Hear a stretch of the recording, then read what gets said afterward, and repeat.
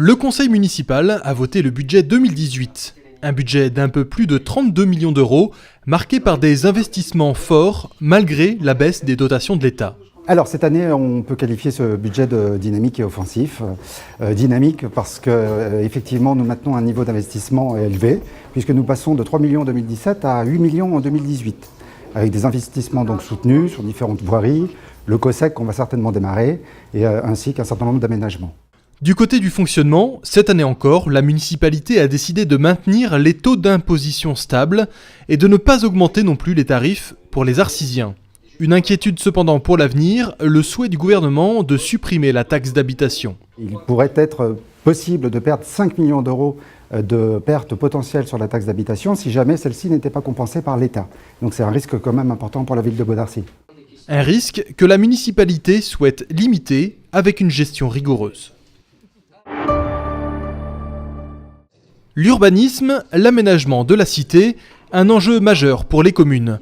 La municipalité a donc organisé une réunion publique sur le sujet pour informer les Arcisiens de tous les projets en la matière. L'occasion d'informer la population sur les programmes immobiliers en cours ou à venir. Des chantiers qui sont quasiment tous situés sur des terrains privés, mais pour lesquels la ville a fixé des règles plus adaptées au cadre de vie depuis l'adoption du nouveau PLU. Moins dense, moins haut, plus d'espace vert.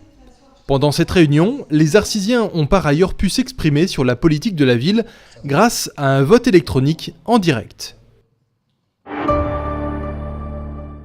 Déjà la 4e édition pour Arci Féminin, un salon qui fait la part belle aux entrepreneuses de la ville. Des femmes aux multiples talents, photographes, masseuses ou coachs de vie par exemple.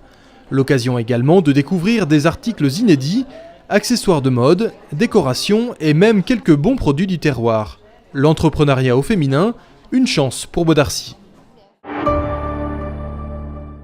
Le lieutenant Pierre Dutrieux est désormais officiellement en charge de la caserne des sapeurs-pompiers de Beaudarcy-Saint-Cyr-l'École.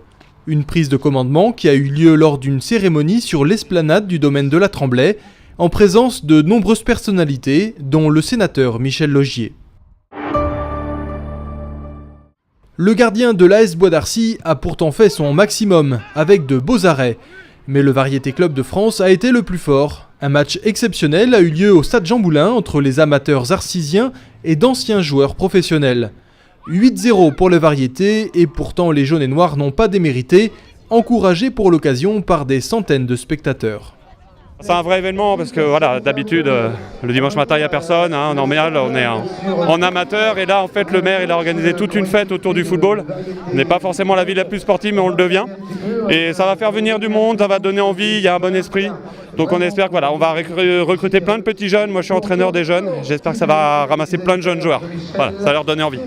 De nombreux jeunes étaient présents pour voir le match, mais aussi pour profiter de toutes les animations du village football dressées pour l'occasion. Une fête réussie autour des valeurs du sport. Une très grande volonté sportive à Beaudarcy avec le Paris-Nice l'année dernière. Là, cette année, on a eu le Variété Club de France, on est gâtés. C'est vrai que j'essaye au maximum de faire rayonner Beaudarcy au niveau sportif. On a eu le label cette année Ville Sportive. On rénove nos équipements, on a fait la piste d'athlétisme, on fait des matchs de foot, en plus caritatifs ces matchs. Donc on est très heureux, très très heureux. Effectivement, tous les bénéfices liés à la vente des places en tribune ainsi que des différents stands ont été reversés à 2 associations arcisiennes, Solan Dream Team et EdTed.